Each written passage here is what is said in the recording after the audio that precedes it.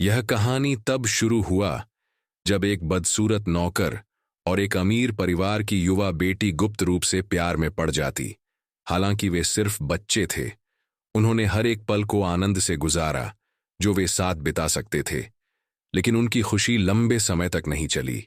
लड़की के परिवार को जल्द ही उनके प्रेम के बारे में पता चला गया और उन्होंने उस नौकर को महल से बाहर निकाल दिया जहां वह काम करता था। उन्होंने उस गरीब लड़के को ठंड के मौसम में एक ठंडे जंगल में छोड़ दिया। उसके पास जीवित रहने के लिए भोजन का एक निवाला खरीदने के लिए भी पैसे नहीं थे और खुद का बचाव करने के लिए उसके पास कोई हथियार नहीं था। लड़का पूरी तरह से असहाय था। वह दिन आखिरी बार था जब लड़की उसे अंतिम क्षणों में देख पाई थी। इससे ठीक पहले कि उन्हें अलग कर दिया गया, उससे ठीक पहले लड़के ने उससे एक वादा किया और उसने कसम खाई कि एक दिन वह वापस आएगा और उस दिन वह इतना मजबूत और धनवान होकर आएगा कि वह उसके योग्य हो सकें। और उस समय वह आएगा तो वह शादी के लिए उसका हाथ मांगेगा। यह एकमात्र चीज थी जो उसने अलग होने से पहले कही थी। बाद में उस लड़के को लोगों ने उसे अराजकता की राक्षस तलवार कहना शुरू कर दिया। उसका नाम सुनना ही लोगों को डर से कांपने के लिए काफी था। यह इससे भी बदतर था।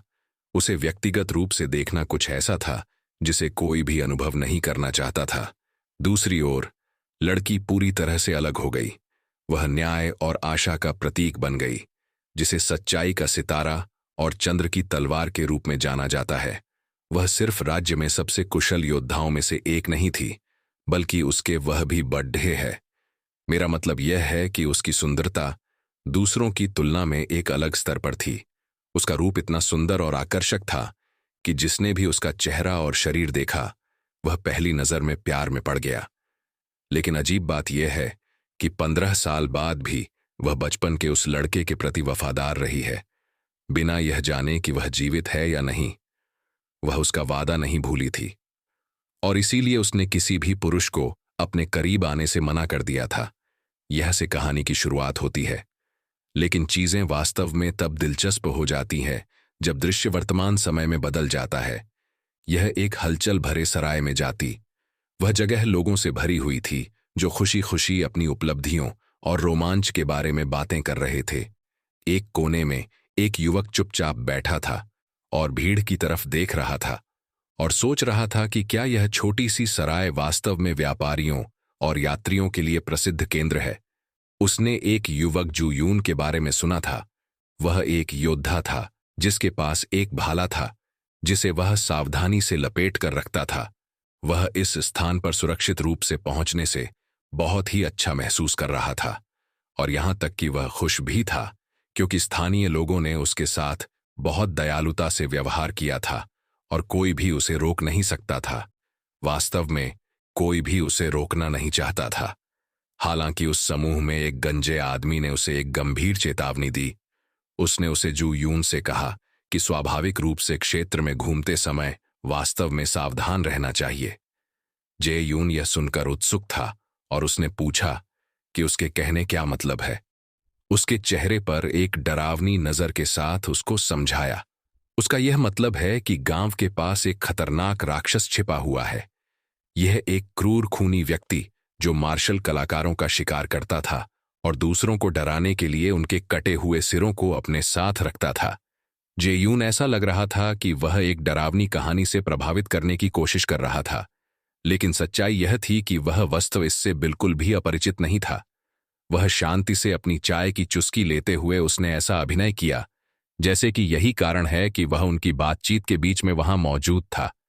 कुछ यूं कहें कि कोई सराय में अचानक चला आया था जिसने सभी का ध्यान खींचा और निश्चित रूप से यह वही आदमी था जिसके बारे में बात कर रहे थे। वह कहता कि यह कौन है। बाकी लोग डरे हुए थे और केवल आपस में फुसफुसाते हुए सोचने लगे कि क्या यह वास्तव में वह ही राक्षस था। वह उस अफवाह से चिढ़कर कहा कि आदमी ने अटेंडेंट पर चिल्लाकर तुरंत सरायपाल को बुलाने के लिए कहा, लेकिन अटेंडेंट ने घबराकर समझाया कि सरायपाल एक काम से बाहर गया हुआ है और इस बीच आदमी को जो भी जरूरत हो वह उसे पूरा करने की पेशकश करता है। विनम्र होने की कोशिश करते हुए अटेंडेंट ने उस चीज को लिया जिसे उसने समझा था कि वह आदमी का सामान है और सरायपाल के वापस आने तक उसे एक शांत कमरे में ले जाने का इरादा था। जैसे ही अटेंडेंट ने बैग को देखा, वह स्तब्ध रह गया, यह महसूस करते हुए यह उम्मीद कि वह बिल्कुल भी वह चीज नहीं है जिसकी उसने उम्मीद की थी। फिर भी उसने इसे ले जाने अनुमति दी, लेकिन इससे पहले कि वह कुछ कर पाता, आदमी ने उसका हाथ पकड़ लिया और उसे वहीं रोक दिया। कमरे में सन्नाटा छा गया। हर कोई डर से देख रहा था, सोच रहा था कि शायद बेचारे परिचालक का अंत हो गया है। एक और डरावनी निगाह से राक्षसी आदमी ने ऊंची आवाज में घोषणा की, उस बैग में उसका शिकार है और उसे छूने का अधिकार उसके अलावा किसी को भी नहीं है। परिचारक बेकाबू होकर कांपने लगा और उसे वह केवल इतना ही कह सका, और उसने उसका अनादर करने के लिए हकलाते हुए उससे माफी मांगी। इस परेशान करने वाले दृश्य को देखकर डर में फुसफुसाहट पैदा कर दी, और लोग फुसफुसाहट करने लगे थे कि वह आदमी उतना ही क्रूर है जितना कि अफवाहों में दावा किया गया था। लेकिन इससे पहले कि वह कुछ कर पाता, कि बैग अचानक हिलने लगा और इस शोर ने तुरंत आदमियों का ध्यान अपनी ओर खींचा लिया। उसने अपने थैले ओर देखा और उसने उसे कष्ट सहने देने के लिए उससे माफी मांगी, और वह अपना काम पूरा करेगा जो उसने शुरू किया था। जैसे ही उसका हाथ थैले की ओर बढ़ा, किसी ने उसे रोक दिया और कार्रवाई की। वह कोई और नहीं बल्कि जे यून था। उसने राक्षसी आदमी को रोकने की हिम्मत नहीं की। वह खड़ा रहा और निडरता से उसे युद्ध के लिए चुनौती दी। कमरे में पूर्ण अविश्वास से सन्नाटा छा गया। किसी ने भी नहीं सोचा होगा ये, यहां तक कि पहले वाले गंजे आदमी ने भी इसकी उम्मीद नहीं की थी। हर कोई सवाल कर रहा था कि क्या जे यून ने अपना दिमाग खो दिया है या वह अचानक पागल हो गया है। उसके चेहरे पर नए घाव के साथ राक्षसी आदमी जे यून की ओर मुड़ा। उसके होंठ एक मजाकिया मुस्कान में मुड़ गए। उसके स्वर में तिरस्कार टपक रहा था, जैसे कि वह उसके खिलाफ हो। जे यून अभी भी आत्मविश्वास से भरा हुआ था। साहसपूर्वक घोषणा के लिए वह तैयार है। मार्शल दुनिया के सबसे बड़े दुश्मन का सामना करने के लिए। वह इतनी जोर से हंसा कि हंसी माइल्स तक गूंज उठी, और फिर एक मुस्कुराहट के साथ उसने कुछ ऐसा कहा जिससे उसने जे यून का ध्यान अपनी ओर खींचा लिया। बाद में उस आदमी ने पूछा कि जे यून क्यों मानता है कि वह मार्शल दुनिया का तथाकथित सबसे बड़ा दुश्मन था, लेकिन जे यून के जवाब देने से पहले ही आदमी ने इसे टाल दिया, जैसे कि वह पहले से ही जवाब जानता हो। एक गहरी सांस छोड़ते हुए आदमी ने समझाना शुरू किया कि केवल जे यून ही नहीं बल्कि बाकी सभी ने उसके बारे में सब कुछ गलत समझा था। हालांकि उसके वाक्य पूरे होने से पहले ही जे यून ने उसे बीच में रोक दिया और उसका मजाक उड़ाया हुए यह स्पष्ट किया था कि जे यून का मानना था कि वह आदमी लड़ाई से बचने के लिए बस बहाने बनाने की कोशिश कर रहा है। एक जोर की आवाज के साथ जे यून ने एक बार फिर से अपने भाले को जमीन पर पटक दिया और घोषणा की, वह उसे खोजने और उससे लड़ने के लिए केवल ही वह इतनी दूर आया था। उसने यह स्पष्ट कर दिया कि कोई बहाना स्वीकार नहीं किया जाएगा। उसने मुझे यह कहा कि बताओ कि तुम भागने की योजना तो नहीं बना रहे हो ना। इससे पहले कि जू यून अपने प्रतिद्वंद्वी से जवाब पा सके, उसके चारों ओर की भीड़ ने उस पर चिल्लाना शुरू कर दिया और पूछा कि क्या वह पूरी तरह से पागल हो गया है। उन सभी ने यह स्पष्ट कर दिया कि जो उसके सामने खड़ा वह राक्षस उस तरह का आदमी नहीं था जो कभी लड़ाई से पीछे हटेगा। उसके जैसा कोई भी व्यक्ति सिर्फ जे यून का सामना करने से बचने के लिए भाग नहीं सकता था। हर किसी की नजरों में यह बुरा और निर्दयी आदमी है जिसने इस बात की परवाह नहीं की है उसका प्रतिद्वंद्वी दुष्ट है। वह अच्छा काम हो या बुरा काम हो, वह जीतने के लिए कुछ भी करने को तैयार है। उसके पास जेयान जैसे बच्चे से लड़ने से बचने का कोई कारण नहीं है। भीड़ ने बेवकूफ दिखने वाले उस लड़के को चेतावनी दी और उसको उसकी बातों को व्यक्त करने से रोकने की कोशिश की, और व्यावहारिक रूप से उससे पुनर्विचार करने की भीख मांग रहे थे, क्योंकि वे आश्वस्त थे कि जुआन सीधे मौत के मुंह में जा रहा है, यह जानते हुए भी कि इस आदमी से लड़ना आत्महत्या के समान था। लेकिन जान वह पीछे हटने को तैयार नहीं था। उसने शपथ ली थी कि कोई भी चुनौती हो या कोई डर उसके संकल्प को हिला नहीं सकता था। वह इस दुनिया में सबसे महान बनना चाहता है, और वह ऐसा करने के लिए उसे अच्छी तरह से वह जानता है कि उसे उस क्रूर राक्षसी को हारना होगा। वह आदमी हमारा नायक को देख रहा था। वह नौकर जो अभी तक जीवित है। वह अजीब बातता है कि वह लड़ाई के लिए बिल्कुल भी तैयारी नहीं है, लेकिन वास्तव में वह कुछ समय खरीदना चाहता था ताकि वह इस द्वंद्व युद्ध से भागने का तरीका खोजने की कोशिश कर रहा था। हमारे लड़के का नाम युल है और वह केवल अपना शिकार बेचने के लिए यहां आया था। वह यह कुछ भी करने के लिए नहीं, बल्कि वह शिकार जो वह यहां लड़ीडीएचने के लिए नहीं आया था, बल्कि उसके पास तो सिर्फ एक छोटा सूअर था जिसको वह बड़ी मुश्किल से शिकार करने में कामयाब रहा था। वह किसी मार्शल कलाकार का सिर या कुछ भी प्रभावशाली चीज नहीं लाया था जैसा कि अफवाहों ने उसके बताया था। वह सोच रहा था कि इस गलत फहमी को कैसे स्पष्ट किया जाए। वह इसका मौका ढूंढ रहा है, लेकिन उसको वह मौका नहीं मिला। न केवल एक असाधारण खलनायक रूप में, बल्कि मार्शल दुनिया के सबसे बड़े दुश्मन करार कर दिया गया था। यूएल यह जानता था कि वह अपनी आंतरिक शक्ति का उपयोग भी नहीं कर सकता है। एक योद्धा के लिए यह सबसे बुरी बात जो उस युग में हो सकती है, उस जिद्दी आदमी के साथ द्वंद्व युद्ध में मरने से बचें। ले वह सोचता कि वह किस तरह से जे यूं उस पर पागलों की तरह टूट पड़ा था, क्योंकि यूल ने दयालुता से अटेंडेंट को उसके गंदे बैग को छूने से रोक दिया था, जिससे उसे एहसास हुआ कि उसकी स्थिति कितनी गंभीर थी। यूएल वास्तव में इतनी आसानी से मरना नहीं चाहता था, विशेष रूप से उससे कुछ अच्छे दिखने वाले लड़के के साथ द्वंद्व युद्ध में वह नहीं मरना चाहता था। लड़के के पास भी सपने थे और उसे कुछ वादे भी निभाने थे जो उसे पूरा होने से पहले मरने नहीं दे सकते थे। उसके भाग्य की बात करें तो वह एक अजीब समय था। उसको समझना मुश्किल है, क्योंकि उसी समय लड़की यूं ही सोच रही थी और वह गलती से उसी गांव में प्रवेश कर गई थी जिसमें वह शोरगुल और उपद्रव हो रहा था। जे यान अराजकता की राक्षस तलवार को बाहर आने के लिए चिल्लाकर कहां कर रहा था। जल्दी ही उसका ध्यान आकर्षित हुआ, क्योंकि उसने भी उस तथाकथित अराजकता की राक्षस तलवार के बारे में सुना था। वह सभी अफवाहें सुन अराजकता की दानव तलवार के बारे में जानती थी।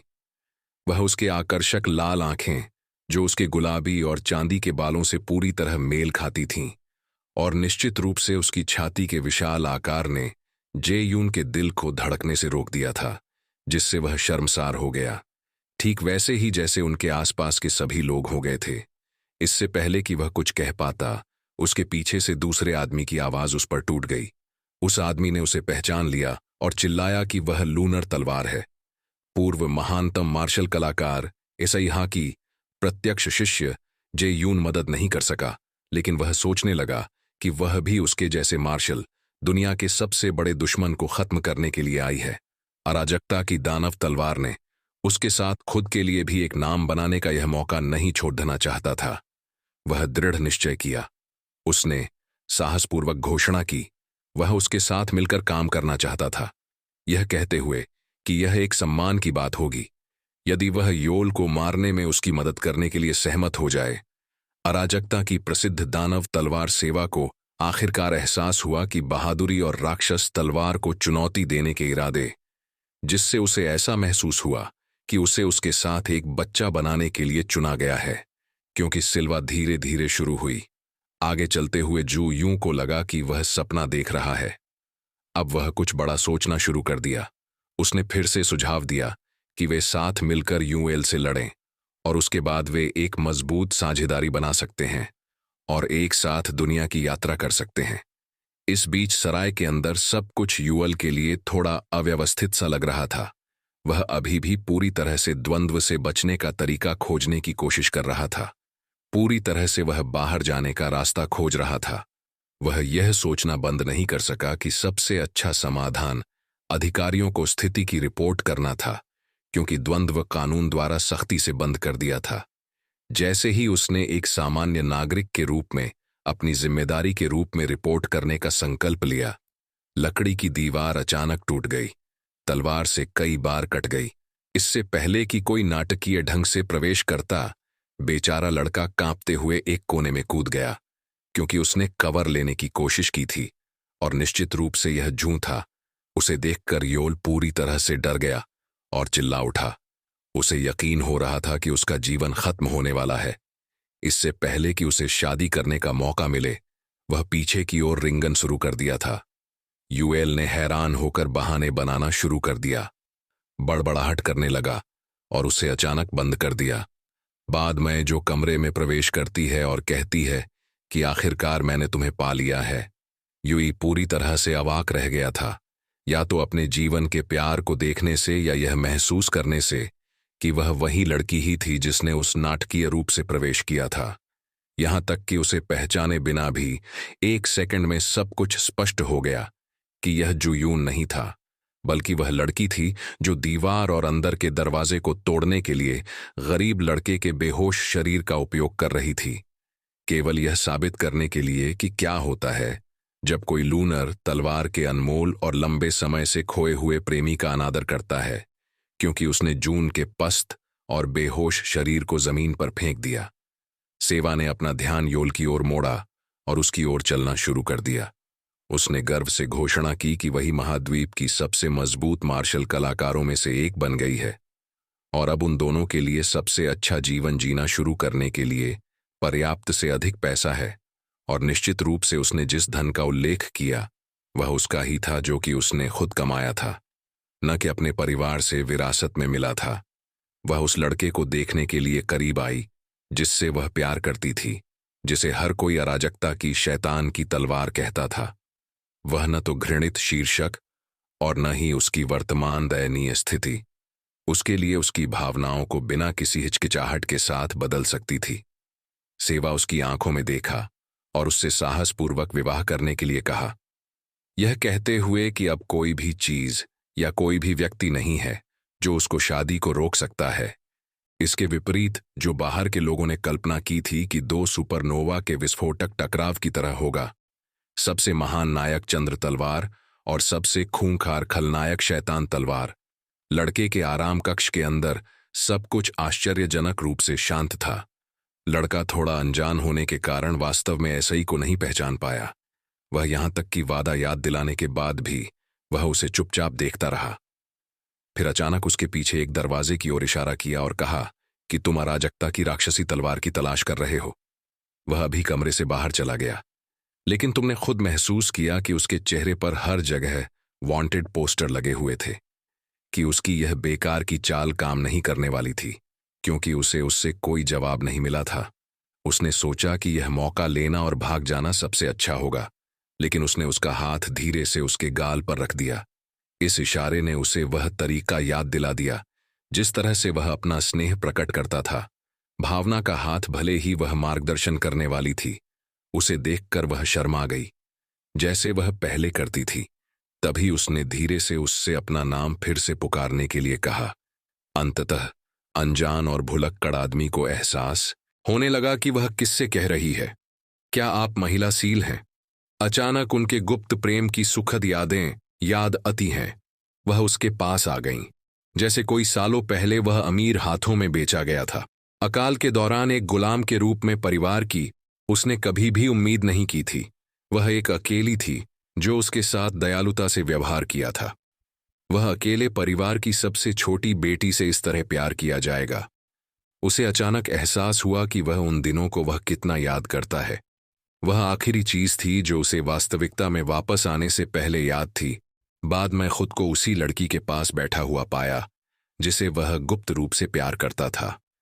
लेकिन अब एक निजी कमरे में जब उसने उसे चुपचाप उसको देखा तो उसने महसूस किया कि वह सिर्फ एक अच्छी तरह से विकसित महिला नहीं बन गई थी, बल्कि वह पहले से कहीं ज्यादा सुंदर हो गई थी, किसी से भी ज्यादा जिसे उसने कभी जाना और देखा था। लेकिन यह जानते हुए भी कि वह अब कौन थी, उसे इतने करीब बैठने में असहज सा महसूस हो रहा था। चुप्पी तब टूटी जब उसने अचानक से पूछा कि वह चाय क्यों नहीं पी रहा है। चौंका लड़का अजीब तरह से उसे धन्यवाद दिया और कहा कि वह इसे तुरंत पी लेगा। अधिक विनम्र होने की कोशिश कर रहा है। उसने अपने वाक्य के अंत में मेरी महिला को जोड़ा। तुरंत से के चेहरे पर भाव गहरा हो गया। उसने उसे फिर से एक अजनबी लड़के ने इसे आजमाने का फैसला किया और एक कदम आगे बढ़ा। वह शर्मा गया और उसकी आंखों में देखने में शर्मिंदा हुआ। उसने धीरे से सील का नाम लिया और उससे कहा कि वह उसे फिर से देखकर खुश है। यह सरल वाक्य उसके चेहरे को रोशन करने के लिए पर्याप्त था। उसे उस हंसमुख लड़की में बदल दिया जिसे वह याद करता था। उसने मुस्कुराते हुए जवाब दिया कि वह उसे फिर से देखकर और भी खुश थी। उसका सुंदर चेहरा और जिस तरह से उसने प्रतिक्रिया की, उसने लड़के के लिए अपने भटकते विचारों को नियंत्रित करना शुरू कर दिया। वह खुद को विचलित करना और अपनी जंगली कल्पना को शांत करना लगभग असंभव बना गया था। यू ने जल्दी से सील की तलवार की ओर इशारा किया और पूछा कि क्या वह वास्तव में एक मार्शल कलाकार बन गई है। हालांकि उसने पहले कई बार कहा था, उसने गर्व से दोहराया कि उसने अविश्वसनीय रूप से कड़ी मेहनत की है और वह सबसे महान मार्शल कलाकारों में से एक बन गई है। और उसने कहा कि वह सारी मेहनत उसके लिए थी जिसे वह प्यार करती थी। यो ने स्पष्ट रूप से ऐसा अभिनय नहीं किया जैसे कि उसने अपना वादा याद रखा था, लेकिन पिछली बार जब वे मिले थे तब की उसकी छवि यह चिल्ला रही थी कि वह किसी दिन उससे शादी करने के योग्य, मजबूत और धनवान बन गया। दूसरी ओर सील ने मान लिया कि वह भी उसकी तरह उस वादे को कभी नहीं भूला था, और उसकी अति प्रतिक्रिया यह देखने के कारण थी कि उसे भी यह याद था। फिर लड़की ने बताया कि कैसे वह अराजकता की राक्षस तलवार के बारे में अफवाहों को सुनने के बाद उसे खोजने में कामयाब रही। उसके प्रसिद्ध शीर्षक को सुनकर लड़के को झटका लगा, यह जानकर कि शायद उसके पास इस बारे में सवाल करने और उसे चिढ़ाने की योजना थी। लेकिन सील ने इसे सीधे नहीं उठाया। इसके बजाय वह अराजकता की राक्षस तलवार से जुड़ी अफवाहों के बारे में बात करने लगी, जैसे कि मिल महिलाओं को परेशान करना और भोजन के लिए भुगतान न करना। जिस तरह से वे कहानियां पूरी तरह से यूं के व्यवहार से मेल खाती थीं। जब वह गुलाम था तो उसे एहसास हुआ कि जिस भयभीत व्यक्ति के बारे में हर कोई बात करता था, वह वही लड़का था जिसे वह एक बार प्यार करती थी। सील ने यूं के गंदे हाथ को पकड़ लिया और दृढ़ता से घोषित किया कि उसे इस बात की परवाह नहीं है कि दुनिया उसके बारे में क्या सोचती है। उसके लिए यह मायने नहीं रखता। शादीशुदा था, लेकिन वह इसे पूरी तरह से टालने के लिए बहाने भी बना रहा था। उसने जल्दी ही एक बहाना ढूंढ लिया जो उसे बता रहा था कि उनकी शादी के रास्ते में कुछ बड़ा है। एक बहुत बड़ा कर्ज उसे बांध रहा था और पहली बार वह पूरी तरह झूठ नहीं बोल रहा था।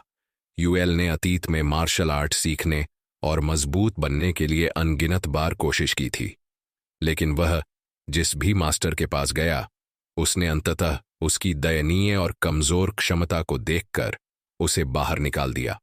उसे प्रशिक्षित करने से इनकार करते हुए उसकी मेहनत की कमाई को अपने पास रख लिया। उन दिनों में से एक दिन जब वह सबसे निचले स्तर पर पहुंच गया तो वह हताश और निराश हो गया। कोई कहीं से प्रकट हुआ और उसे पैसे की पेशकश की, लेकिन बदले में यूएल को उस व्यक्ति के लिए कुछ करने के लिए सहमत होना पड़ा जो वास्तव में सच्चाई का हिस्सा था। पूरी तरह से नहीं, लेकिन अब दृश्य इटर्नल ब्यूरो गिल्ड में आपको पैसे की पेशकश करके बचाया। इसके लिए ही वह जो कियो चाहती थी वह करे, और निश्चित रूप से यह सील ही थी जो इस बारे में सुनने के बाद यहां तक आई थी, उस एक समस्या को हल करने के लिए जो उइल को उससे शादी करने से रोक रही थी। सील ने पीछे नहीं हटे और तुरंत इस महिला के तरीके पर सवाल उठाया कि कैसे वह यूएल जैसे पुरुषों के कर्ज का भुगतान करती है और फिर उनका उपयोग इस तरह करती है जैसे कि वह उन पर स्वामित्व रखती है। निश्चित रूप से ऐसे ही केवल उसके परिप्रेक्ष्य और उपयोग के सही करण के आधार पर इस निष्कर्ष पर पहुंची, लेकिन ह्योंग खुद वास्तव में भ्रमित दिखी। उसे समझ में नहीं आ रहा था कि यह लड़की उस पर ऐसी चीजों का आरोप क्यों लगा रही है। सच्चाई यह थी कि ह्योंग यूल के लिए यह एक शुगरम मम्मी की तरह थी। वह उसे हर तरह से आर्थिक रूप से समर्थन दे रही थी जिसकी उसे जरूरत थी, केवल अपने भयभीत शीर्षक का उपयोग करने के बदले में। और अब यू को अपने एकमात्र समर्थक को इस अजीब गड़बड़ी में खींचने का पछतावा होने लगा था, जैसा कि उसने एक योद्धा या किसी ऐसे व्यक्ति से वादा किया था जो उसके स्तर का था। बाद में गंभीर संकट में पड़ने के बारे में सोचने लगा था जब वे वह थे। सच्चाई का खुलासा करने के बाद भी पीटे जाने और पूछताछ किए जाने के डर और इसके बारे में कुछ भी न कर पाने से लड़का घबरा गया और इससे बचने का यह तरीका ढूंढने लगा। और घबराहट में उसने लापरवाही से हांग क्यूंग को अपनी गड़बड़ी के बीच में खींचने का फैसला किया, क्योंकि वह एकमात्र थी जिस पर वह भरोसा कर सकता था। तभी महिला ने युई के उस बेवकूफ दिखने वाले चेहरे की ओर देखा जो उसको चुपके से हमेशा की तरह उसकी मदद करने की विनती कर रहा था। एच ने तुरंत स्थिति को समझ लिया, यह अनुमान लगाते हुए कि युल इस समस्या से छुटकारा पाने के लिए उसकी मदद चाहता है, और वह समझ गई कि वह अपने ज्ञान का उपयोग करके उसकी मदद कर सकती है। तभी वह सील को यहां लेकर आई थी। फिर सील ने युई पर बकाया कुल धनराशि जानना चाहा। एच ने यह कहने से पहले एक पल के लिए हिचकिचाया कि वह उसे कितना कर्ज बाते, यह उसके लिए जटिल था। वह लड़के के ऋण के लिए कुछ हास्यास्पद रूप से उच्च संख्या बताना चाहती थी। उसके पास कोई मौका न हो कि वह सालों इतनी बड़ी रकम जुटा पाए, खासकर उसके जैसे किसी के लिए। अगर वह कोशिश भी करे तो उसे यह सब इकट्ठा करने में सालों का समय लग जाएगा। तब तक वह खुद के लिए समय खरीद सके और शायद वह भागने का कोई रास्ता भी ढूंढ सके। उसने उसके ऊपर 10,000 का कर्जा बताया। उसने सोचा कि वह इतना बड़ा कर्जा नहीं दे पाएगी, लेकिन सभी को चौंकाते हुए सील ने अचानक कहीं से उसने एक बड़ा बैग निकाला जो सोने के सिक्कों से भरा हुआ था, जो यूएल के कर्ज को चुकाने के लिए पर्याप्त था। योल और हांग दोनों हैरान रह गए। उनकी आंखें चौड़ी हो गईं, क्योंकि वे सोच रहे थे कि आखिर लड़की को वह बड़ा बैग कहां से मिला। इसलिए अचानक यू की पूरी योजना पूरी तरह से ध्वस्त हो गई, और उसकी निराश उसके चेहरे दिखाई दी, जो सील द्वारा अनदेखी नहीं रही।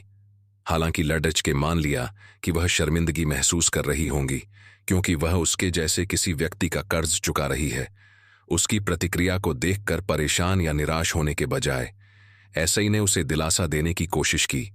उसने उसे धीरे से आश्वस्त करते हुए कहा कि उसका धन भी उसी का है, क्योंकि शादी के बाद वे साथ ही रहने वाले हैं। यह बात लड़के को सीधे तीर की तरह, यह बात उसके दिल पर लगी। यह बात उसे गहरा घाव दिया और उसे अपने पुराने फैसले पर पुनर्विचार करने के लिए मजबूर कर दिया। दूसरी ओर हैंक क्यूंग अभी भी स्तब्ध थी, क्योंकि वह अपनी सोच से ज्यादा सोने के सिक्कों के ढेर को देख रही थी। वह सोच रही थी कि यह वास्तव में उससे कहीं अधिक है जो उसने मांगा था। लेकिन जैसे ही उसने युल की ओर देखा, उसने महसूस किया कि उसे एक अनचाहे विवाह में घसीटा जा रहा है। उसने सोचा कि अगर वह सील को निराश महसूस कराना चाहती है तो उसे अपने दिमाग में कोई तरकीब सोचनी होगी जिससे वह उसे पीछे हटा सके। उसके मन में एक विचार आया तो उसे एक कदम और आगे ले जाने की जरूरत है। बाद में एच धीरे धीरे अपने पैरों पर खड़ी हुई। उसकी आंखों में एक शरारती चमक आ गई थी और वह अचानक चिल्लाई, और कहाँ की? रुको! सील और यूहल बस जाने ही वाले थे, लेकिन एचके की आवाज सुनकर सील वापस लौट आई। उसे उम्मीद थी कि वह और अधिक पैसों की मांग करेगी, हालांकि यह पैसे के बारे में बिल्कुल नहीं था। एच युल की ओर बढ़ा और बिना किसी चेतावनी के उसने युल को अपनी बाहों में कसकर लपेट लिया। ऐसा लग रहा था जैसे कि या तो वह नाटक कर रही थी या शायद वह उनके वास्तविक रिश्ते की सच्चाई का खुलासा कर रही थी, और असली कारण यही था कि वह उसके रहने खर्चों का भुगतान कर रही थी। यहां तक कि युल खुद भी एच के इस साहसिक कदम से हैरान था। यह देख सील की आंखें सदमे से सफेद हो गईं और निश्चित रूप से अविश्वास से चौड़ी हो गईं। केवल इस दृश्य को देखने से पहले उसने उसे एक पल के लिए अनदेखा कर दिया, और वह एच युल के कान की तरफ झुकी और फुसफुसाया, घबराओ मत, मैं तुम्हारे लिए इस लड़की को संभाल लूंगी। लेकिन चीजें उस तरह नहीं हुई जैसी उसने उम्मीद की थी। सील इस मामले को इतनी आसानी से जाने नहीं देने का फैसला किया। उसकी यह प्रतिक्रिया अचानक और तेज हो गई। फिर पहले तो उसके हाथ में चमकती तलवार दिखाई दी, और फिर उसका पूरा शरीर पर जंगल में कड़कती बिजली की तरह ढक गया। उसने हैंक क्योंग को घूर कर देखा। उसकी आवाज तीखी और जानलेवा थी, और उसने मांग की वह उससे दूर रहे या फिर भयानक परिणाम भुगताने के लिए तैयार रहे। जैसे ही उसने ने आगे चलना शुरू किया, हांग को अपने निर्णय पर पछतावा करना शुरू कर दिया, यह सोचकर कि यह बात इस बार हाथ से बहुत आगे निकल गई है। दूसरी ओर यूल सोल को शांत होने के लिए वह विनती कर रहा था और कहा कि यह सब सिर्फ एक गलत फहमी है, और वह जो सोच रही थी कि यह कोई गलत फहमी नहीं है। हालांकि उन दोनों की बातों को नजरअंदाज कर दिया, और वह फिर भी वह उनके करीब आ रही थी और वह मांग कर रही थी कि उन्हें अभी एक दूसरे से अलग रहना चाहिए।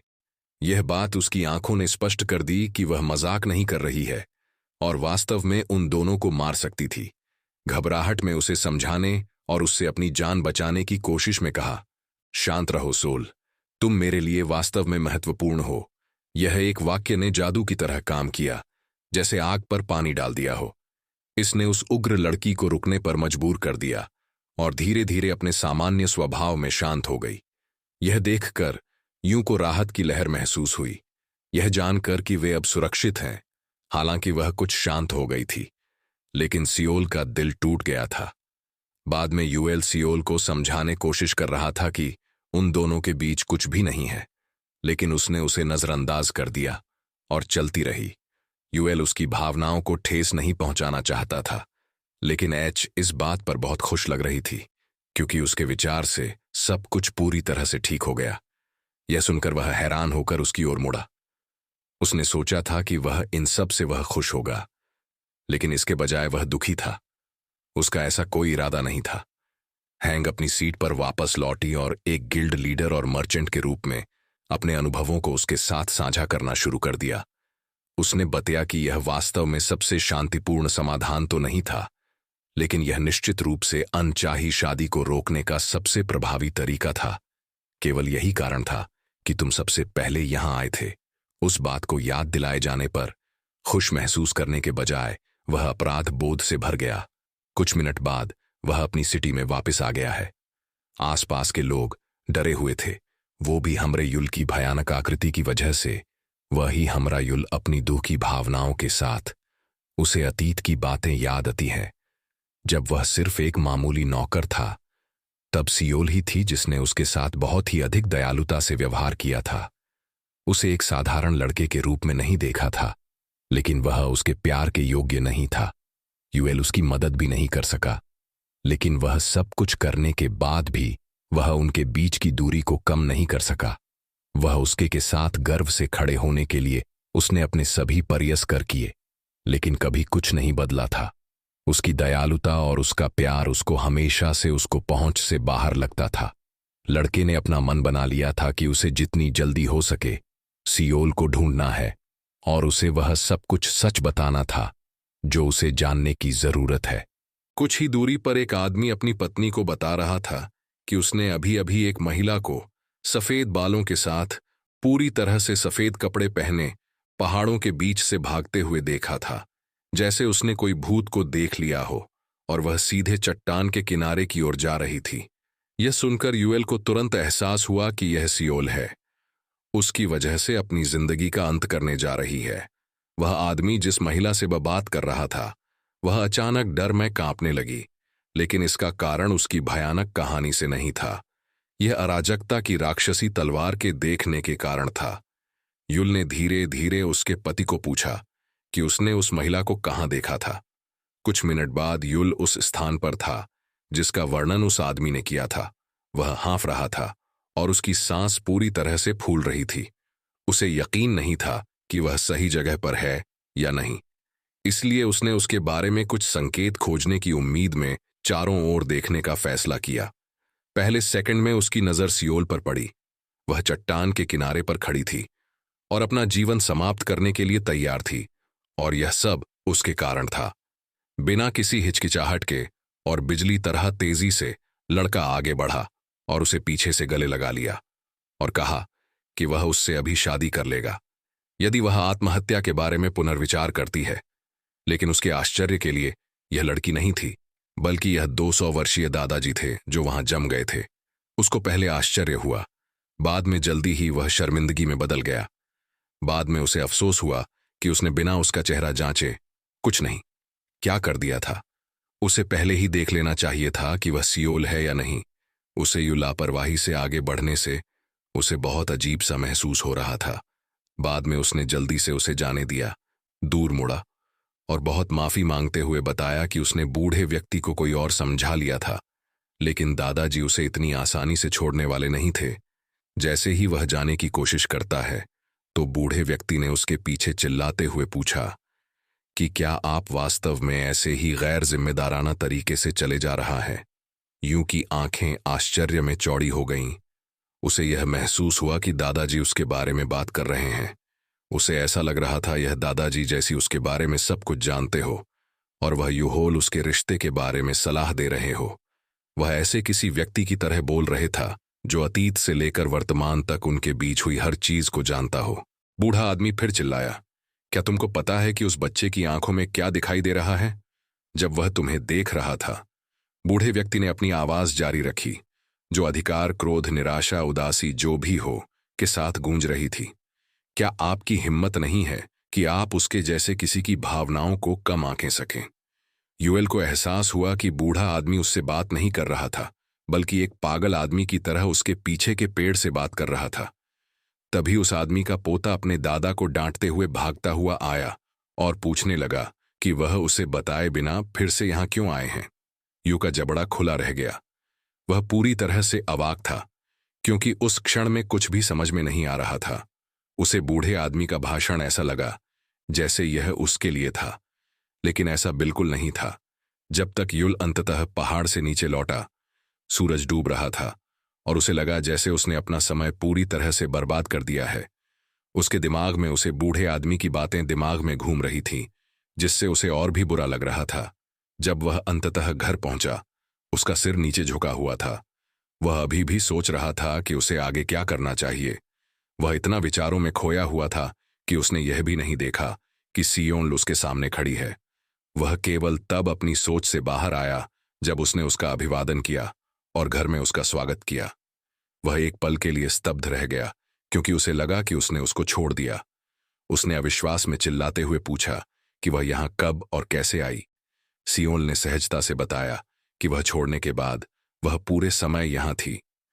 उसने उसके चेहरे पर ध्यान देने में देर नहीं लगाई, क्योंकि आज स्पष्ट रूप से दिख रहा था कि वह बहुत रो रही है। सियोल आश्चर्य हुआ कि उसने उसको नोटिस कर लिया था कि वह रो रही थी, लेकिन उसने इसे मना करने की कोशिश की। फिर भी यह ऐसा कुछ नहीं था जिसे वह छिपा सकती थी। लड़का और अधिक जिद्दी हो गया, यह जानते हुए कि आज जो क्या हुआ उसने उसे कैसे उसकी भावनाओं को ठेस पहुंचा था। उसने निश्चय किया कि वह अपने और हैंग क्योंग के बारे में सब कुछ समझाने का फैसला किया, यह स्पष्ट करते हुए कि यह सब एक गलत फहमी थी। हालांकि सियोल ने यह सच्चाई पहले ही पता लगा ली थी। वह जानती थी उनके बीच कोई प्यार या ऐसा कुछ नहीं था जो इसे धोखा दे। लेकिन तथ्य यह है कि वह उससे शादी करने से बचने के लिए इतनी दूर चला गया। यही बात उसे वास्तव में चोट पहुंचा रही थी और उसे दुखी और निश्चित रूप से क्रोधित कर रही थी। जब युल ने यह सुना तो वह स्तब्ध रह गया। उसे एहसास हुआ कि वह पहले से ही सब कुछ जानती थी। बाद में फिर बूढ़े आदमी के शब्द उसके दिमाग में गूंज। उसने उससे कहा कि वह अब उसे परेशान नहीं करेगी और तुरंत चली जाएगी, लेकिन युल उसे जाने नहीं दे रहा था। उसने उसके कंधों पर हाथ रखकर उसे वहीं रोक दिया। सियोल के निराश चेहरे पर तुरंत आश्चर्य का भाव आ गया था, जब अचानक उसने कहा कि नहीं, ऐसा नहीं है। सियोल, वह कुछ मीठी और उचित बात की उम्मीद कर रही थी, जिसमें वह बताए कि वे शादी क्यों नहीं कर सकते हैं। इसके बजाय उसे आश्चर्य हुआ। यूएल ने चिल्लाना शुरू कर दिया, यह स्वीकार करते हुए कि उसकी औसत आय केवल 200 येन प्रति माह है, यह बताते हुए कि इतनी कम राशि उसके अपने पेट को भरने के लिए भी पर्याप्त नहीं है। वह उसका ध्यान कैसे रखेगा? ऐसा लगता है कि यही वास्तविक कारण था कि वह अब भी उससे शादी नहीं कर सकता था। सियोल ने असमंजस में पलकें झपकाईं। सभी को इसकी उम्मीद थी। यूल अब खुद को रोक नहीं सका। उसने जर्जर घर की ओर इशारा किया और कबूल किया कि वह इसे केवल एक परिचित के माध्यम से किराए पर ले पाया है। हाँ, क्यों की मदद के बिना वह सड़कों पर नग्न सो रहा होता। उसने सब कुछ स्पष्ट कर दिया। उसने बताया कि यह गलत फहमियों पर आधारित कहानियां हैं। उसने बताया कि उसने कोई ऐसा कार्य नहीं किया जो उसको राक्षस तलवार कहलाने के योग्य कोई कुशल या अद्भुत योद्धा कहा सके। उसने यह सब कुछ होने के बावजूद खुद से किया, वादा भी पूरा नहीं किया। युल सियोल को खोना नहीं चाहता है। उसका विश्वास तोड़ने के बाद भी उसने उसकी आंखों में देखा और पूछा कि क्या वह अब भी उसको एक और मौका देगी, जैसे उसने पहले दिया था जब वह उससे बिना किसी शर्त के प्यार करती थी। उसने कहा कि वह सब कुछ करेगा, जिससे वह मजबूत और अमीर बन सके, वह आदमी बन सके जिसकी वह हकदार है, जैसा उसने वादा किया था। फिर बिना सोचे यू ने अचानक उसे गले से लगा लिया और कहा कि वह उसके भविष्य के लिए गंभीर है। यह सुनकर सियोल स्तब्ध रह गई। सियोल को याद आया कि ऐसे गले लगाए 15 साल हो गए हैं। इस समय यूएल के लिए यह सबसे कठिन समय था। उसका चेहरा लाल और पूरी तरह से शर्मिंदा था। फिर भी अगर वह आधिकारिक तौर पर प्रपोज करना चाहता था और अंततः उस लड़की के साथ रहना चाहता था जिससे वह प्यार करता था, तो उसे पता था कि उसे पहला कदम उठाना होगा। अब आश्चर्यजनक रूप से यह काम कर गया। लड़की उसके अमीर और मजबूत बनने तक इंतजार करने के लिए तैयार हो गई और उसके बाद ही वह एक दूसरे से शादी करेंगे। सब कुछ ठीक लग रहा था, लेकिन उनमें से कोई भी अभी एक दूसरे को जाने देने के लिए तैयार नहीं था। फिर उसने कुछ दिलचस्प करने की कोशिश की, कुछ ऐसा जो कोई भी ठरकी आदमी उस स्थिति में कर सकता है। उसने अपना हाथ से उसकी गर्दन के चारों ओर से नीचे किया और एक चुपके से लड़की के निचले शरीर को बिना कुछ कहे छुआ। लगभग तुरंत उसे एहसास हुआ कि वह आखिरकार वे अभी भी एक जोड़े नहीं थे। वह कुछ साहसिक करना चाहता था, लेकिन उसने जल्दी से फैसला किया कि जब तक वे आधिकारिक तौर पर पति और पत्नी नहीं बन जाते, तब तक इंतजार करना बेहतर होगा। लेकिन सियोल ने भी उसे जाने नहीं दे रही थी। उसने उसे कसकर पकड़ लिया। उसकी पकड़ मजबूत थी, लगभग उस पर अधिकार जताते हुए। अचानक उसने यूएल को पीछे की ओर धकेल दिया, जिससे वह लड़खड़ा गया क्योंकि उसका पैर किसी चीज पर फंस गया। उसकी पीठ दीवार से टकराई और इससे पहले कि वह प्रतिक्रिया कर पाता, सियोल असहज रूप से उसके करीब झुक गई। इतनी करीब कि यूएल पहले से ही गुस्से से शर्माते हुए उसे लगा कि वह नियंत्रण खोने वाला है। पूरी तरह से मासूम बनने का नाटक करते हुए उसने सियोल को रोकने की कोशिश की, इससे पहले कि चीजें बहुत आगे बढ़ जाएं।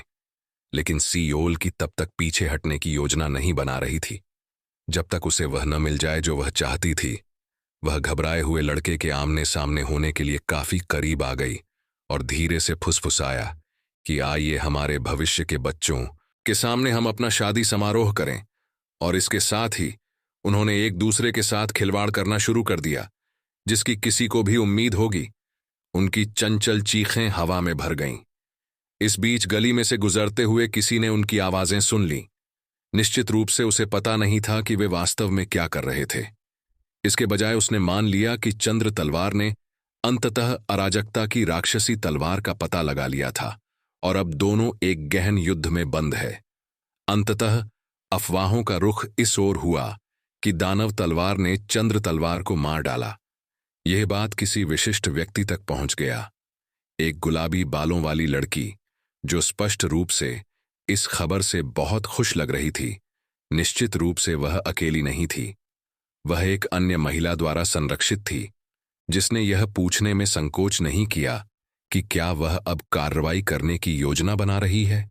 गुलाबी बालों वाली लड़की ने एक आत्मविश्वास से भरा सिर हिलाया और कहा कि चूंकि दुनिया के सबसे महान सितारों में से एक गिर गया है, इसलिए यह मेरी जिम्मेदारी है कि मैं कदम उठाऊं और सुनिश्चित करूं कि दुनिया मेरा नाम और मेरे गिल्ड का नाम जाने। कुछ दिनों बाद एक शांतिपूर्ण सुबह में ऐसे ही तथाकथित बदसूरत आदमी के साथ एक लंबी और शानदार रात बिताने के बाद जाग गई। वह अपने चेहरे पर एक संतुष्ट मुस्कान के साथ अपने बालों को ठीक कर रही थी।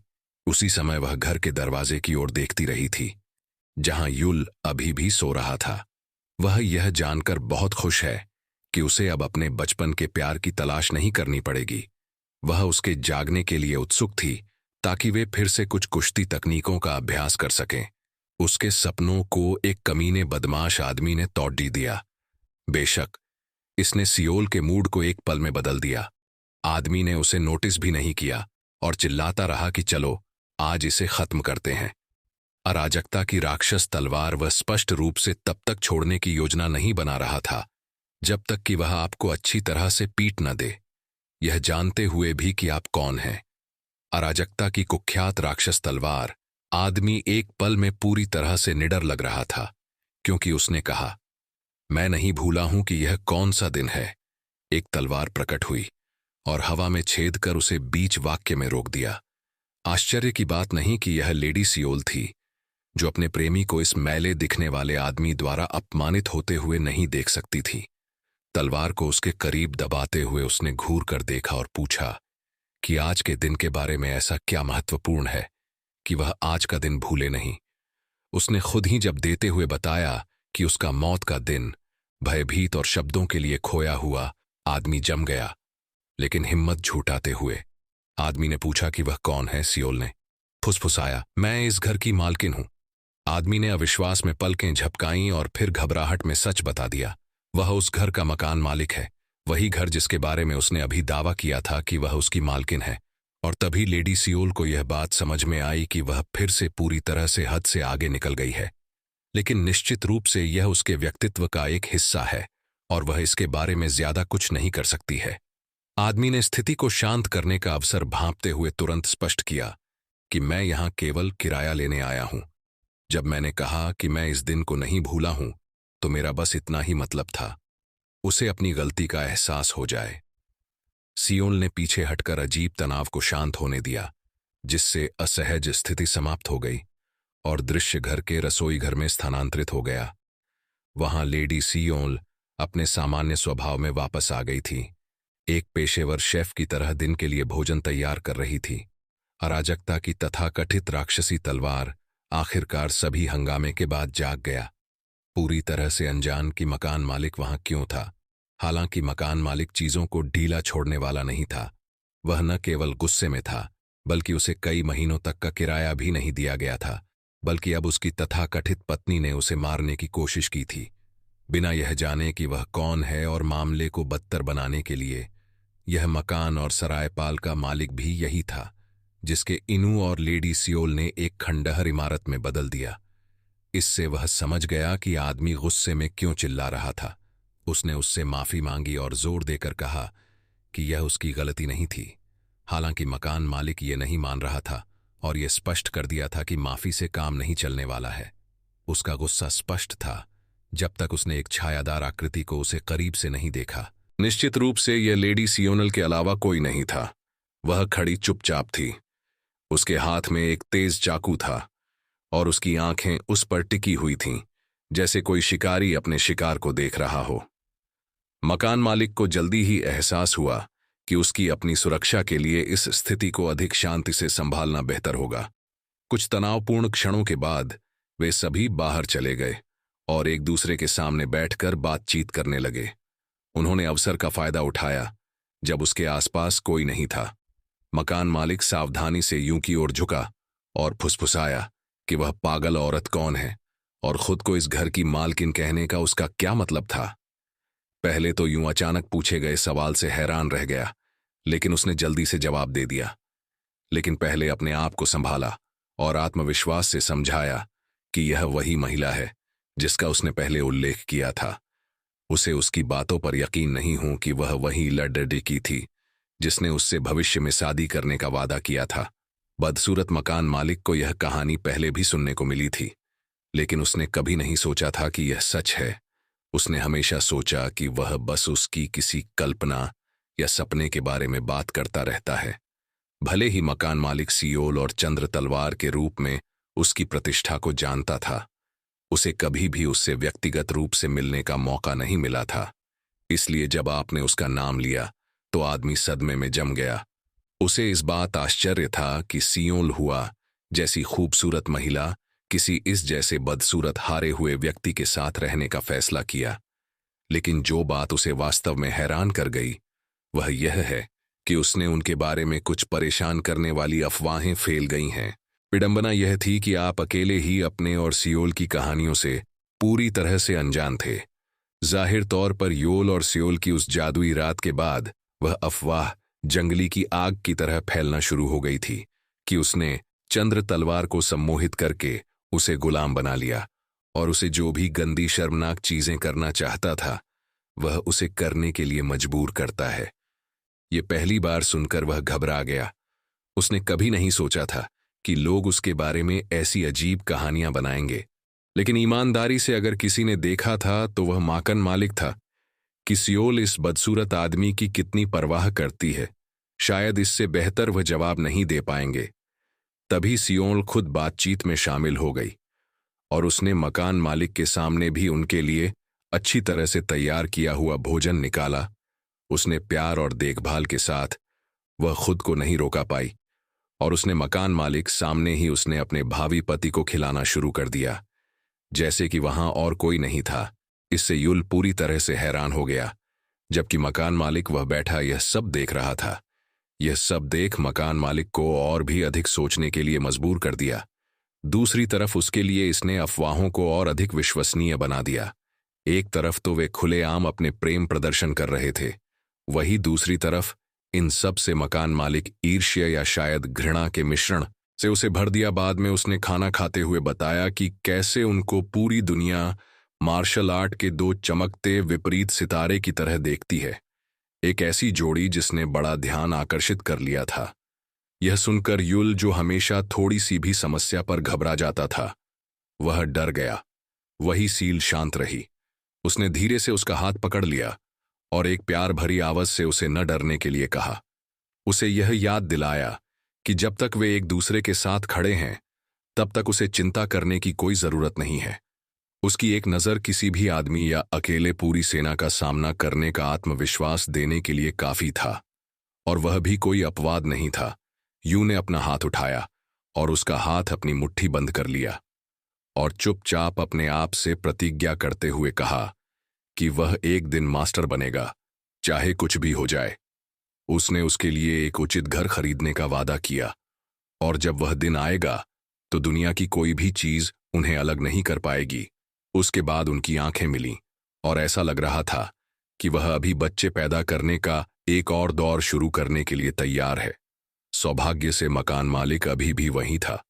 उसने एक घृणित अभिव्यक्ति के साथ वह उन्हें देख रहा था। उसने अपनी उंगलियों से एक घेरा बनाया और एक मजाकिया आवाज कहा कि जैसे कि वह युल के दिमाग को पढ़ सकता हो। उसने कहा कि उसे शायद पहले अपना किराया दे देना चाहिए और अपने कर्ज का भुगतान करने पर ध्यान देना चाहिए, लेकिन उनके आश्चर्य के लिए वह तुरंत एक शानदार योजना लेकर आई। इस पर वह आदमी खुश हो जाता है। कुछ समय बाद वह युल और लेडी सियोनल को शुगर मैमी के पास ले जाता है ताकि वह उनको कुछ पैसे उधार दे सकी, ताकि वह अपना कर्ज चुका सके। उसके आश्चर्य के लिए उसने समझाया कि उसने कैसे सब कुछ सियोल के साथ हल कर लिया है। इस पर शुगर मोमी ने सियोल ने जो सोने का बैग दिया था उसे उसने निसंकोच वापस कर दिया। सियोनल के सोने को वापस करने में उसने संकोच भी नहीं किया। यह कुछ ऐसा था जिसकी उसने कभी उम्मीद नहीं की थी। उन्होंने मकान मालिक को लंबे समय तक इंतजार नहीं कराया और जल्दी ही वापिस आ गए। आदमी का उत्साह और भी बढ़ गया जब उसने देखा कि वे कितना सोना लाए थे।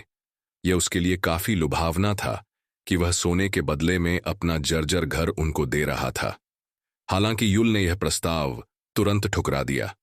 वह यहां जानता था कि उसका घर इतना महंगा नहीं है और वह बाद में के लिए भी पैसे बचाना चाहता है। इसके अलावा यह पैसे सियोल के थे, ना कि उसके। वह इस पैसे को इस तरह बर्बाद नहीं कर सकता है। यह सुनकर सियोल ने युल का हाथ पकड़ लिया, अपना सिर उसकी छाती पर रख दिया और धीरे से उसे याद दिलाया कि यह सोना उन दोनों का है। वे दोनों मकान मालिक की परवाह किए बिना वे अपनी शरारती हरकतों को जारी रखते हुए अपने घर की ओर बढ़े। मकान मालिक ने ऐसा दिखावा करने की कोशिश की जैसे इससे उसको कोई परेशानी नहीं है। बाद में आदमी ने अचानक घर के लिए अपनी योजनाओं के बारे में बात करना शुरू कर दिया और कहा कि उसे अब से घर की अच्छे से देखभाल करनी होगी ताकि वह भविष्य में उसे किराए पर दे सकें। उसने उसे आश्वस्त करने में संकोच नहीं किया और वादा किया कि वह अब से घर को थोड़ी सी भी उसे खरोच नहीं आने देगा। उसने यह बात पूरी अभी नहीं की थी कि अचानक उसका चेहरा और आसपास का वातावरण बिजली की चमक से चमक उठा। ऐसा लगा जैसे भाग्य ने आपके साथ खिलवाड़ करने की ठान ली थी, क्योंकि उसे जल्दी से एहसास हो गया कि जिस घर के बारे में वे बात कर रहे थे वह अब आग की लपटों में घिर गया था। इसमें ज्यादा समय नहीं लगा कि अन्य गांव वालों ने इस पर ध्यान देना शुरू कर दिया और तमाशा देखने के लिए चारों ओर लोग इकट्ठा हो गए। इस बीच मकान मालिक और युल पूरी तरह सदमे में खड़े थे। वे स्तब्ध थे क्योंकि उन्होंने घर को धीरे धीरे आग में भस्म होते हुए देखा रहे थे। मकान मालिक ने सोने के बैग के लिए हाथ बढ़ाया, ये विश्वास करते हुए कि वह घर की सुरक्षा के लिए जिम्मेदार था। यूं बस वहीं खड़ा रहा। उसकी आंखें और मुंह इतने स्तब्ध था कि वह उसे पैसे लेने से रोकने की भी कोशिश नहीं कर सका। चीजें तब और खराब हो गईं जब आग की लपटों में से पहले वाली गुलाबी बालों वाली लड़की अचानक आगे बढ़ी और गर्व से मुस्कुराते हुए घोषणा की कि वह इन सब के पीछे है। जैसे ही उसके पैर जमीन पर पड़े, उसने सियोल को ऐसे पुकारा कि जैसे कि वह उसे हमेशा से जानती हो, और अपना परिचय देने शुरू कर दिया। उसने कहा कि मैं दुनिया की सबसे खतरनाक टैग हाई हूं। वह डरानी दिखने वाली नहीं थी। वह एक अति उत्तेजित 13 वर्षीय लड़की की तरह थी, सपाट छाती वाली और ऊर्जा से भरी हुई। वह उछलती हुई चिल्ला रही थी कि वह इसी कारण से यहां आई है कि वह उनको मार सके। युल और उसके मकान मालिक के अलावा सभी लोग इस सब से अप्रत्याशित थे। वे इस घटना से पूरी तरह से अनजान थे। भीड़ यह देखने के लिए उत्सुक थी कि आगे क्या होगा।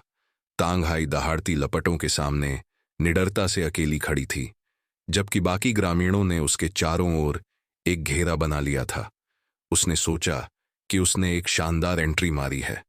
उसके तुरंत बाद उसने अराजकता की राक्षसी तलवार को चुनौती दी, जिससे कि वह उसको पहला कदम उठाने का मौका दे रही हो। लेकिन इससे पहले कि वह अपने पल का आनंद ले पाती, बिजली की 2 विशाल लहरें अचानक उसकी ओर बढ़ीं और एक घातक विस्फोट हुआ। लेकिन वह सीधा उस पर लक्ष्य नहीं था, लेकिन उनकी उपस्थिति के काफी करीब से गुजरी। सियोल ने यह स्पष्ट कर दिया कि वह तांग को वहीं पर समाप्त कर सकती है, लेकिन इस बार उसने निष्पक्ष रूप से खेलना चाहती है और वह उन सभी को खत्म कर देगी जो उसके पति की बेइज्जती करेंगे और उनको साथ में नहीं रहने दे रहे हैं। हालांकि पीछे हटने के बजाय तांग ने मुस्कुराया। उसका आत्मविश्वास जल्दी ही वापस लौटा और घोषणा की कि वह सियोल का सामना करने के लिए पूरी तरह से तैयार है। उसने कहा कि उसने लंबे समय से लूनर तलवार नहीं देखा है। उसने एक चुनौतीपूर्ण मुस्कान के साथ यह स्पष्ट करते हुए यह बताया कि वह पहले से ही अपने प्रतिद्वंद्वी से परिचित है।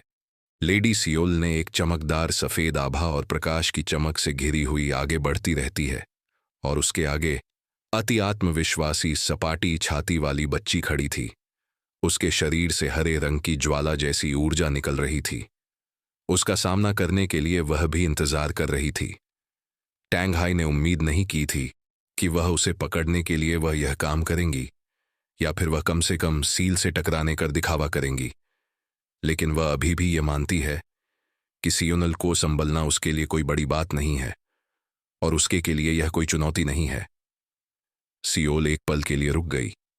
स्पष्ट रूप से टैंग से वह परेशान थी, जो एक अति उत्साहित बच्चे की तरह बड़बड़ा रही थी। सियोल उसके अंदर जलन के भाव देख रही थी। बाद में टैंग ने और अधिक समय बर्बाद न करने का निर्णय लिया और उसे दिखाएगी कि वह वास्तव में क्या कर सकती है। उसने यह काम पूरे आत्मविश्वास के साथ ही उसने अपना गुप्त कदम उठाया। उसका यह पूरा इरादा है कि वह सियोल को एक ही झटके में खत्म कर देगी था। टैंग के दुर्भाग्य से उसकी योजना उस पर हाई बैकफायर कर जाती है और उसका आधा शरीर जमीन में गड्ढा हैच जाता है। आसपास के वही उस घर की आग को बुझाते हैं। वही मकान मालिक उसे अपने घर का भुगतान करवाना चाहता था। इसके बजाय युल यह पता लगाने पर अधिक ध्यान केंद्रित कर रहा था कि यह अतिस्क्रिय बच्ची अचानक यह क्यों आई है, और उसने उसके घर को क्यों जला दिया और साथ उसकी हत्या करने की कोशिश की। तांग को पकड़े जाने के बावजूद उसने यह सब कुछ स्वीकार करने से मना कर दिया। उसने मानो ऐसा व्यवहार किया कि जैसे वह खुद इन सब से पीड़ित है और अराजकता की दानव तलवार उसे परेशान कर रहा था। लेकिन वास्तव में यह उसकी योजना का हिस्सा था, क्योंकि एक शक्तिशाली अमीर परिवार की उत्तराधिकारी तांग थी। बिना लड़े वह हार मानने वालों में से नहीं थी, इसलिए वह बस कुछ समय खरीदना चाहती थी ताकि वह वो सब कुछ कर सके जो वह करना चाहती है। तभी कोई अचानक आसमान से लैंडिंग करता है। यह निश्चित रूप से तांग की साथी थी, जो एक कुशल मार्शल कलाकार भी थी। तभी ही तांग चिल्लाया और कहा कि आगे आओ, मेरी सहायता करो। वही सियोल ने शांति से अपना हाथ उस महिला के सिर पर रखा और अपनी ताकत का उपयोग करके उसे जमीन में दफना कर दिया, जैसे कि उसने तंग को दफना दिया था। वही युल को विश्वास नहीं कर पा रहा था कि सियोल ने अकेले ही इन दो तथाकथित कुशल महिलाओं को इस तरह के एक तरफा युद्ध में कैसे हरा दिया। बाद में जब अराजकता शांत हो गई तो युल ने उन दोनों से यह जानने के लिए सवाल किया कि उन्होंने यह सब परेशानी क्यों पैदा की। टैंग अभी भी अपनी ही गलतफहमी में भरी हुई थी। उसने साहसपूर्वक दावा किया कि वह सिर्फ एक नायक के रूप में अपना कर्तव्य निभा रही थी और दुनिया को उसके सबसे बड़े दुश्मन से बचाने की कोशिश कर रही थी। उसने बताया कि वह आपने घर पर नहीं था, तो उसने एक सरल रणनीति बनाई और घर को जला दिया ताकि वह वापस आ जाए। यह एक ऐसा बयान था जो निश्चित रूप से मकान मालिक को पसंद नहीं आया, जो उसके बारे में यह सुनकर खुश नहीं हुआ था। उसकी यह विनाशकारी योजना सुनकर वह कुछ क्षण लिए यूल पूरी तरह से चौंक गया। जब टैंग ने उनके अनगिनत अफवाहों में से एक को सामने लाया जो उसने हाल ही में सुनी थी, उसने दावा किया कि अराजकता की तथाकथित दानव तलवार ने सियोल के माता पिता को बंधक बना लिया है और उसे वह सब करने के लिए मजबूर कर रहा था जो वह चाहता है। टैंग ने यह भी बताया कि उसके यहां आने का एक कारण था, सियोल को बचाना और साथ ही उसके माता पिता को भी आजाद करना। वही यूल के दिमाग में यह बात सुनकर अचानक हलचल मच गई। उसे वह कुछ ठीक नहीं लग रही थी। वह कुछ ही क्षण पहले टैंग सियोल को मारने की कोशिश कर रही थी और अब यह दावा कर रही थी कि वह कुछ अफवाहों के कारण उसे बचाने के लिए यहां आई है। इसका यही मतलब है कि टैंग के अपने असली इरादों को छुपा रही थी। लेकिन उसके आश्चर्य की बात यह है, उसकी सहायक, जिसे वह गर्व से मूक दानव कहती है, उसने ने पहले ही सच्चाई उगलने का फैसला किया।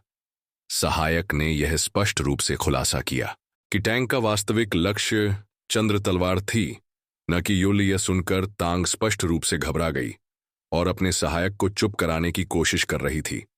उसने अपने लंबे बालों को झटके से महिला के चेहरे पर मारा ताकि वह बात करना बंद कर दे। टैंग ने कहा कि तुम मेरी सहायक हो ना कि उनकी। उसने तांग को होश में लाने के लिए हताश होकर फुसफुसाया, लेकिन सहायक ने उसे पूरी तरह से नजरअंदाज कर दिया और सिर्फ सच उगलती रही। मूक राक्षस ने उसके पहले के हमले को दिखा और के बाद उसकी की स्थिति को देखा और स्वीकार किया कि वह भी न केवल तांग की हार का बदला लेना चाहती है, बल्कि कि खुद का नाम भी बनाने के लिए भी उसके पीछे पड़ी डटी थी। हालांकि वह जानती थी कि वह प्रसिद्ध चंद्र तलवार का स्थान लेने के लिए वह पर्याप्त मजबूत नहीं थी, इसलिए उसने अभी तक कोई कदम उठाने की हिम्मत भी नहीं हुई थी। युल्ला को यह देख आश्चर्य हो, क्योंकि महिला ने घोषणा की कि वह भी वही अफवाहें सुनने के बाद ही वह यहां आई थी। उसने यह योजना बनाई कि वह एक पत्थर से दोनों पक्षियों को मारकर वह खुद का नाम बनाने की योजना बना रही थी। यह पूरी कहानी सुनकर युल परेशान होगा और उसने सियोल की तरफ देखा। वे दोनों कंफ्यूज थे कि क्या वे केवल मास्टर और डिसिपल हैं या फिर अजनबी जो केवल अपने बारे में ही परवाह करता है। इसके बाद में टैंग अब अपमान को और अधिक सहन करने में असमर्थ थी। उसने अचानक से एक चीख निकाली, जिससे ऐसा लगा कि जैसे किसी ने उसके पीछे कोई नुकीली चीज गड्ढा दी हो। बाद में टैंग ने आखिरकार सब कुछ स्वीकार करना शुरू कर दिया, जिसकी बारे में उसकी बॉडीगार्ड ने उसके बारे में बताया था। उसने इन सब चीजों की पुष्टि की। उसने यह कबूल किया कि सियोल की अधिक शक्ति ने उसे अपमानित किया था, बल्कि उसे यह एहसास भी कराया था। साथ ही उसने आगे कहा कि उसके जैसे अनगिनत लोग हैं जो उससे बदला लेने के लिए किसी भी मौके की तलाश में हर एक सेकंड को गिन रहे हैं ताकि वह अपना बदला ले सकें। वही दूसरी ओर से सियोल ने न तो अपनी प्रतिष्ठा का बचाव करने के लिए और न ही अपने असली इरादों को समझाने के लिए कुछ भी कहने की जहमत उठाई। तभी टैंग ने अपनी कम भरोसेमंद सहायक को यह से चले जाने का आदेश दिया, इससे पहले कि चीजें और खराब हो जाएं और बाद में वे अपनी बैकअप योजना पर आते हैं। पहले तो उसने बातूनी दानव को कहा, लेकिन उसने सहयोग करने की रुचि नहीं दिखा रही थी। हालांकि जब तांग लगातार दबाव डाल रही थी तो वह अचानक जीवित हो उठी, अपनी कब्र से छलांग लगाई और एक तेज गति से खुद को मुक्त कर लिया। उसने पहले तो यूल की तरफ चली गई। इस अचानक के हुए हमले से यूल असमंजस में था। वही सियोल को भी इसकी उम्मीद नहीं थी। उसने अपनी तलवार निकाल, लेकिन वह उनको झोट नहीं पूछना जाती थी। वही वह पलक झपकते ही वह एक चट्टान के ऊपर प्रकट हुई और उसके पास कोई और भी खड़ा था। वह तांग का व्यवहार फिर से बदलना शुरू हो गया था। उसने कहा कि उसी के कारण उसे यह गंदा काम करना पड़ रहा। वही मूक दानव ने अचानक कहीं से एक 100 वर्षीय दादी को बाहर निकाला और उसके गले पर चाकू रख दिया। वही यूल ने ऐसी प्रतिक्रिया दी कि जैसे वह उस बूढ़ी औरत को पहचान लिया हो, जैसे वह उससे वास्तव में परिचित हो। यह देखकर तांग के अंदर फिर से आत्मविश्वास वापस आ गया। उसने तुरंत आत्मसमर्पण करने के लिए यूल पर चिल्लाया और कहा कि वह इससे पहले कि वह उसके खिलाफ अपने कीमती बंधक का इस्तेमाल करने के लिए उसे मजबूर न करे। लेकिन टैंग के दुर्भाग्य से वह वास्तव में नहीं जानता था कि वह दादी कौन है। उसे बस उसके लिए दया आ गई। यह सुनकर माहौल भारी हो गया और हवा में एक अजीब सी खामोशी में भर गया। हर कोई उसे सदमे में देख रहा था। हालांकि टैंग ने इसे नहीं देख। उसने सोचा कि यह तथाकथित राक्षस तलवार सिर्फ दादी को नहीं जानने का नाटक कर रहा था। वह सोचती है कि वह उसको अपने हाथों से बाहर निकालने देना चाहता है और वह उसके ऊपर से हाथ न खो दे। बाद में टैंग ने चिल्लाया, और कहा कि यह तुम्हारी मां है जिसने तुम्हें जन्म दिया। तुम कैसे कह सकते हो कि तुम उसे नहीं जानते? यूल ने अपने बदसूरत चेहरे को अजीब तरह से खरोंच दिया और वह फिर दुखी दिखाई दिया। एक पल के संकोच के बाद आखिरकार उसने कहा कि मेरी मां मर गई है। जब मैं केवल 5 वर्ष का था तब उनकी मृत्यु हो गई। टैंग अवाक रह गई। उसकी आंखें चौड़ी हो गईं और उसका मुंह अविश्वास में खुला रह गया। जैसे ही उसने यह सुन तो सब कुछ शांत हो गया और तांग को एहसास हुआ कि उसने इस बार गंभीर रूप से गड़बड़ कर दी है। तभी वह बूढ़ी महिला चिल्लाई और कहा कि मेरे बेटे का नाम युहोल है, ना कि युल है। तभी तंग के दिमाग में एक जंगली लेकिन प्रभावी विचार अचानक से उसके दिमाग में आया, क्योंकि उसके पास इस बिंदु पर खोने के लिए कुछ भी नहीं था। उसने एक बड़ा दृश्य बनाने का फैसला किया। उसने अपने गले की पूरी ताकत से चीखना और चिल्लाना शुरू कर दिया और कहा कि तुम अपनी मां की सुरक्षा की परवाह भी क्यों नहीं करते हो। वही आसपास के लोग उसके बारे में बात करने लगे। वही तंग ने आगे कहा कि तुम्हें आत्मसमर्पण कर देना चाहिए है। तंग सब कुछ बढ़ा चढ़ाकर कहने से खुद को नहीं रोका। हालांकि वह पूरी तरह से वह जानती है कि बूढ़ी औरत युल का आपस में कोई संबंध नहीं है। आश्चर्यजनक रूप से दादी ने तांग और मूक राक्षस के साथ सहयोग करने का फैसला किया। वह अचानक मदद के लिए चिल्लाने लगी, भीख मांगने लगी, जैसे कि उसका जीवन वास्तव में उन्हीं ही की हरकतों पर निर्भर करता हो। युल अचानक उनके जाल में फंस गया। युल इस अजीब तरह के कपागलपन को खत्म करना चाहता था, लेकिन साथ ही में वो आत्मसमर्पण भी नहीं करना चाहता है। वह इस तरह से अपने जीवन को बर्बाद नहीं कर सकता है। तभी तांग की योजना काम करने लगी। शोरगुल ने भीड़ को तुरंत इकट्ठा कर लिया। वही आसपास के लोग युल की बुराइयां करने लगे। लोग आपस में यह बात करने लगे और बोलने लगे कि यहां किस प्रकार का आदमी है जो खुद की जिंदगी बचाने के लिए अपनी मां से सारे संबंध तोड़ रहा है। युल भी यह अंदर ही अंदर जानता है कि यह दादी उसकी कुछ नहीं लगती है, लेकिन भीड़ की यह बात सुनकर उसको खुद पर संदेह होने लगता है। वह सोचता है कि क्या यह सच में उसकी दादी है। युल पर लोगों द्वारा और अधिक दबाव पड़ने पर वह सोचता है कि उसे तांग की बात मान लेनी चाहिए या नहीं माननी चाहिए। वही तांग का प्लेन 2 धारी तलवार की तरह काम करता है, क्योंकि कुछ लोग उसी का मजाक उड़ने लगते हैं और कहते हैं कि वह तो पॉइजन फिनिक्स है ना, साथ ही यह एक नोबल फैमिली की भी हेड है। ऐसी बातें सुनकर अब टांग के लिए भी इन सभी बातों को संभालना मुश्किल हो गया था। यह सब उसी के कर्मों का फल था। वही वह 13 साल की बच्ची इन सब बातों को झेल नहीं पाती है, तो उसने निश्चय किया कि वह अब एक्शन लगी और उसने अपना आधा शरीर मिट्टी से निकाल लिया और फिर जोर से युल और सिविल का नाम चिल्लाती है। इस पर वे दोनों उसको देखने लगते हैं और सोचते हैं कि उनकी मुसीबत बढ़ाने वाली बच्ची वापस आ गई है, लेकिन वह इस बार वह बात करने के मूड में नहीं लग रही थी। इसके बजाय वह इस मामले को एक बार में खत्म करना चाहती थी। उसने पता नहीं कहां से 8 नुकीली सुइयां निकाल ली। यह देखकर यूल पूरी तरह से हैरान हो गया। वही वह कुछ समझ पाता और बच पाता, उससे पहले ही तांग कूदकर उसके ऊपर नुकीली तीर से हमला कर दिया। वह भी सीधी यूल के ऊपर। जैसे कि हम सब लोग जानते हैं कि सियोल इस हमले को रोक देती है, जैसे कि वह उसके लिए कुछ भी ना हो। लेकिन यह सब सियोल को बेवकूफ बनाने के लिए एक नाटक किया गया था, क्योंकि असली खतरा तो उसके पीछे था, क्योंकि तंग की बॉडीगार्ड ने पीछे से हमला कर दिया। लेकिन उसने जैसे तैसे सियोल ने उनको भी रोक लिया। लेकिन उसमें से एक तीर सीधा युल पर जाकर लगता है। युल, जो इससे अनजान था, उसको इन तीरों से बचने का मौका भी नहीं मिलता और वह सीधे उसके अंदर चली जाती है। जब तक उसे यह एहसास हुआ, उसने सोचा कि उसे कम से कम इसे बचने की कोशिश तो करनी चाहिए थी। यहां देखकर सियोल को अपनी आंखों पर विश्वास नहीं हुआ। वह वैसे ही खड़ी रह गई। उसको ऐसा लग रहा था जैसे उसका दिल टूट गया हो, क्योंकि उसका होने वाला पति अभी मार रहा है। वह सोच रही थी कि यह सब उसकी गलती की वजह से हुआ, क्योंकि उसने अपने दुश्मनों पर और अधिक दया नहीं दिया। वह अपने आप को ही इन सब का जिम्मेदार बताने लगती है। पॉइजन तीर हमारे नायक के शरीर से गली की तरह शरीर के बाहर निकल गया था। वही सियोनल तुरंत हमारे युल के पास जाती है और उसको पकड़ लेती है। वही लैंडलॉर्ड भी उसके पास आता है। वे दोनों सोच रहे थे जैसे कि यह हमारे युल का अंतिम समय हो। वही सियोल, जो अभी भी अपने आप को दोष देने से नहीं रोक पा रही है, उसकी आंखें दुख से भर गईं। मैं सोच रही थी, वह यदि थोड़ा पहले इस छुपे हुए हमले को पहचान लेती तो यह सब नहीं होता। जब सियोल ने युल को ध्यान से देखा तो उसे ऐसा हुआ कि यह कोई अभी मरने वाला व्यक्ति नहीं है। वही युल को भी कोई दर्द महसूस नहीं हो रहा था। वही युल सियोनल से कहता है कि वह पूरी तरीके से सही है, बस उसको थोड़ी कमजोरी महसूस हो रही है। इस पर सियोल को कसकर गले से लगा लेती है। वह रोते हुए उसके साथ लिपट जाती है, क्योंकि उसका बदसूरत पति अभी सही है। युल भी सियोल को गले से लगाता है और उससे माफी मांगता है कि उसने उसको इतनी परेशानी किया।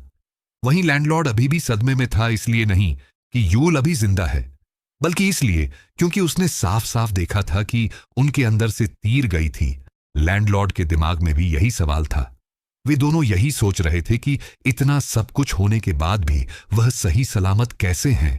युल ने बताया कि उसे यह महसूस हुआ था। उसने सोचा कि है सिर्फ एक मामूली नीडल है, इसीलिए उसने मान लिया कि वह सही है। यहां बातें तंग सुन रही थीं। उसने उनकी उम्मीदों को तोड़ते हुए कहती है कि वह नीडल सबसे ज्यादा जहरीली है, जिसे आज तक कोई नहीं बच पाया है। बाद में वह अपने हाथों में एक कांच की बोतल में उस जहर को दिखाती है और उसका नाम बताती है। उसका नाम सुनकर युल तुरंत में हरकत में आ जाता है, क्योंकि यह तंग क्लेन का सबसे खतरनाक जहर है। वह उसको बताती है कि उसका पॉइजन उसके शरीर में फैलना शुरू कर दिया होगा और वह जल्द ही तुम्हारे कोर में पहुंच जाएगा और तुम्हारी एक दर्दनाक मौत होगी। वही युल को अभी तक भी कुछ महसूस नहीं हुआ था, लेकिन यह सुनकर उसको आश्चर्य बहुत हुआ। मैं सोच रहा था कि यह इकलौता पॉइजन कितना जहरीला होगा। अब यह जाकर टांग अपना असली मतलब उनको बताती है कि इस पॉइजन को और भी ज्यादा खतरनाक, उनकी शरीर की आंतरिक शक्ति की वजह से पॉइजन का असर कई गुना और खतरनाक हो जाता है। यह सुनकर उसे समझ आता है कि उसे अभी तक कोई दर्द क्यों महसूस नहीं हुआ। वह सोचता है कि मेरे जैसी आदमी के पास, जिसके पास कोई भी इंटरनल एनर्जी नहीं है, उसके लिए यह पूरी तरीके से बेकार है। वह सोचता है कि उसके जैसे किसी आदमी लिए यह पॉइजन कुछ भी नहीं है। यह कोई सिगरेट पी ले और वह उम्मीद करता है कि वह आदमी मर जाएगा। वही तंग सोचती हैं कि एक ऐसा आदमी जिसको रक्षा की तलवार भी कहा जाता है, उसके पास कितनी इंटरनल एनर्जी होगी, तो इससे यह पॉइजन तो 100 गुना से भी ज्यादा खतरनाक हो गया होगा। टांग वहीं पर खड़ी होकर उसके मरने का इंतजार करने लगती है। वह सोचती है कि किसी भी समय मार सकता है, लेकिन युल को कुछ भी नहीं होता है। वही युल शोभी तक कुछ भी महसूस नहीं हुआ।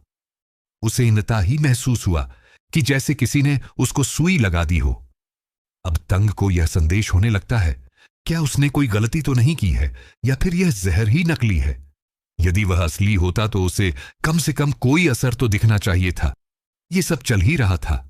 मकान मालिक वहां से चला जाता है ताकि वह कोई दवा ला सके।